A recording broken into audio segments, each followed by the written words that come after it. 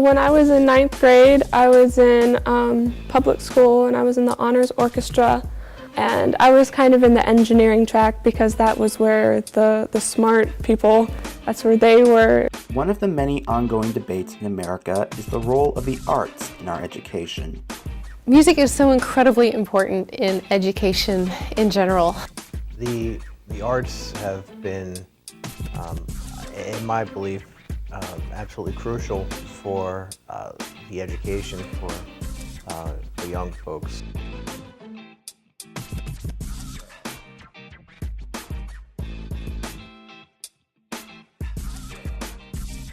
Some think the arts are unnecessary in education because it takes time away from more traditional academic activities, such as writing term papers and studying for tests. Others see it unnecessary because we need more scientists to fill STEM careers and not more artists. I was told that I shouldn't play in the orchestra my last year because it would affect my GPA if I wanted to be valedictorian, and I would probably have to get all 5.0, so all AP classes, and music wasn't offered as AP unless you did music theory, but you couldn't play in the orchestra in order to qualify to be valedictorian.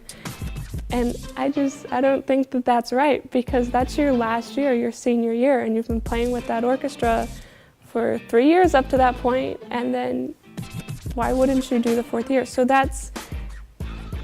it's more than ambivalent. It's like you're discouraging people from reaching that level. Another obstacle towards integrating arts into education is scheduling conflicts.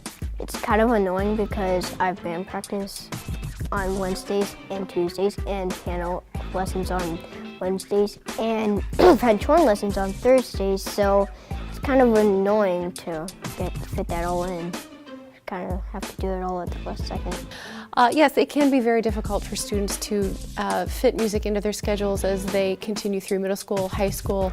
A lot of times it's very difficult even just to literally fit it into their schedule. We've had students that knew that they wanted to become musicians, and they wanted desperately to have music in their program every single year, and just because of scheduling reasons they could not do that. They were told, you may not do that, you have to be in some other required class. If people have half days, they don't want to do orchestra because orchestra is usually in the afternoon. There's all sorts of things that kind of discourage you. Yet, when somebody says, oh yes, I play the violin, people are impressed. But they don't help you to get to that point. People don't really like music as much as they like sports. Like, people would rather go to like a football game or a basketball game than, say, a concert. There aren't as many, at least in public schools, art programs that there are compared to sports. You see a lot of money going into football, a lot of money going into basketball and some of the other sports. You see a lot of scouts coming out to support, to recruit people who can play football and basketball and baseball and all those. You don't see as much of that when somebody who's got a great painting or a really good actor or actress. They could certainly get scholarships for that, but it's not quite as competitive as you would see in organized sports. There is more to art education, however, than simply providing students with a creative outlet. The term right now is grit and self-awareness, self-determination. Also in the emotional categories of emotional well-being, students who have had a musical background are much less likely to have negative behaviors, act out in schools. They're much less likely to have dependency on alcohol or tobacco or all of the drugs and things that can be a problem so often in developing students. The reason for film anyway, that I think is really crucial is because it promotes a lot of different skills, a lot of critical thinking skills, analytical thinking skills. It promotes teamwork, project management, there's STEM related things. I think it's a really crucial part of life skill training, just learning how to do film. At the college level, music students are much more likely to have a very, very high level of reading. Even studies have shown that students who have had a musical background have higher reading scores than even the English majors. They are much more likely to get into any further education that they want, including med school. They tend to have higher acceptance of med school applications than even the science majors. So just because you major in music in college doesn't mean that you necessarily have to become a professional musician.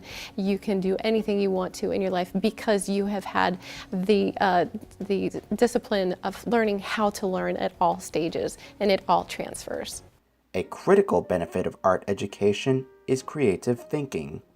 The arts are a great way to, you're encouraging children and young people to create, to think outside the box. So I believe that art is a really essential part of not only our daily lives, but even our upbringing, because it encourages us even to do, whether it's science or math, it still encourages us to be creative about it, and that's how the world has changed, is through thinking outside the box. Though there are obstacles to students participating in the arts, these are not insurmountable. With the right resources, the arts can be successfully integrated into a student's curriculum. I would really, really love to see schools promote the arts in flexibility of scheduling, funding if funding is a problem. I know that many times budgets are cut and the arts are sometimes the first to go. So funding is a huge issue. We need to have quality teachers who have been quality trained for that particular class in the classroom. You know, to not have, it's so often the case in music, we so often have choir background people trying to teach band, or band background people trying to teach orchestra, and they're not necessarily the best fit for the job. So if we could have the right trained people doing the jobs that they were trained to do, that would be a huge benefit as well. But mostly just the flexibility to give the students the time in their schedules, the encouragement.